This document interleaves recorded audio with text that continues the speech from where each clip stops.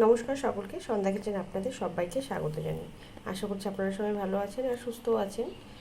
তো আজকে আমি করব কুচু চিংড়ি দিয়ে মালাইকারি।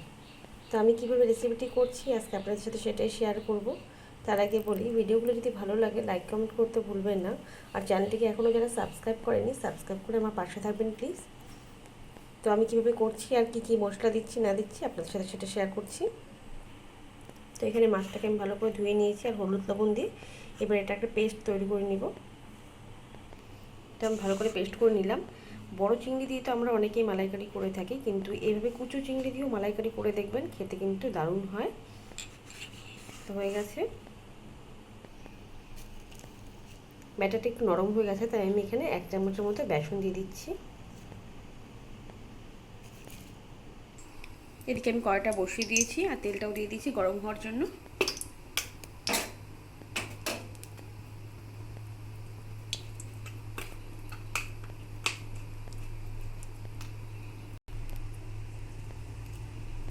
তেলটা গরম হয়ে গেছে, আঁচটাকে আমি মিডিয়ামে রেখে দিলাম।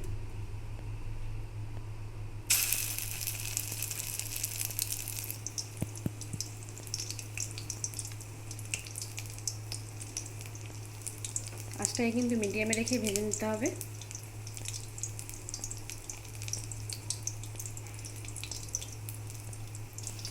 আমি একটু উল্টে দিয়েছি, এবার আঁচটাকে বাড়িয়ে দিব। আর দেখুন কি সুন্দর ফুলে উঠছে।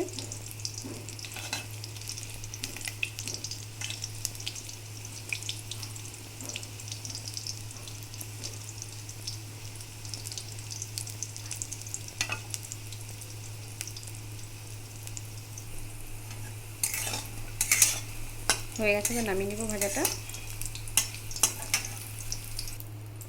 বাদ বাকিটাও ভেজে নিচ্ছি। আর এখানে মশলার মধ্যে আমি নিয়েছি একদমই সামান্য একটু আদা, জিরে আর একটু পোস্ত, কয়েকটা কাজু বাদাম, কিশমিশ আর নারকেল গুঁড়ো দিয়ে আর কাঁচা লঙ্কা দিয়ে ভালো করে একটা পেস্ট তৈরি করে নিয়েছি। আর এখানে নিয়েছি দুধ, আর দুধটাকে ভালো করে জাল দিয়ে নিয়েছিলাম। দেখুন শর্টটা অনেকটাই মোটা পড়েছে। এবার এটাকে ভালো করে আমি ফেটিয়ে নিব।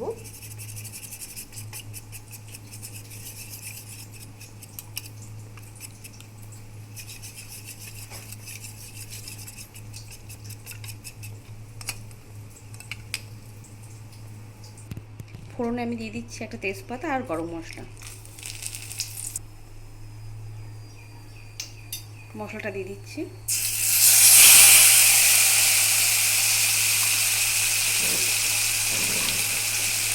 একটু জল দিয়ে দিচ্ছি।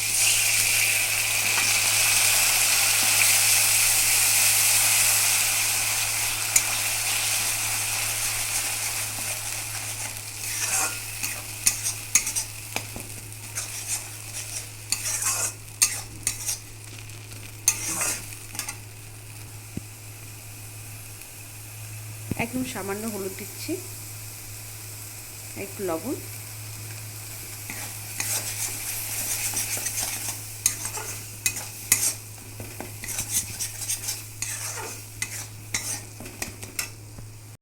মশলাটা কষানো হয়ে গেছে, দিয়ে দিচ্ছি জল।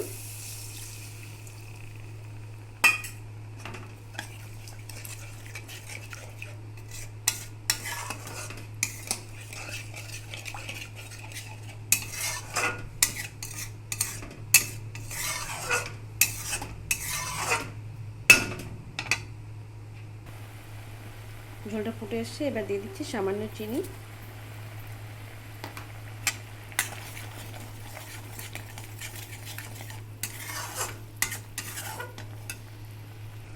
ঝোলটা ভালো মতো ফুটে গেছে, এবার ভেজে রাখা বড়াগুলো দিয়ে দিব।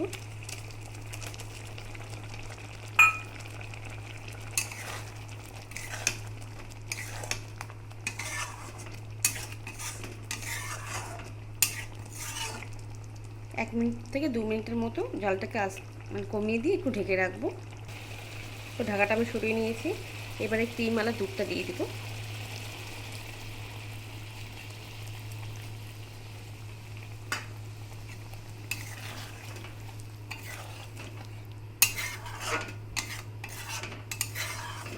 দিয়ে আঁচটাকে বাড়িয়ে দিয়ে কিন্তু আর একটু ফুটিয়ে নেব।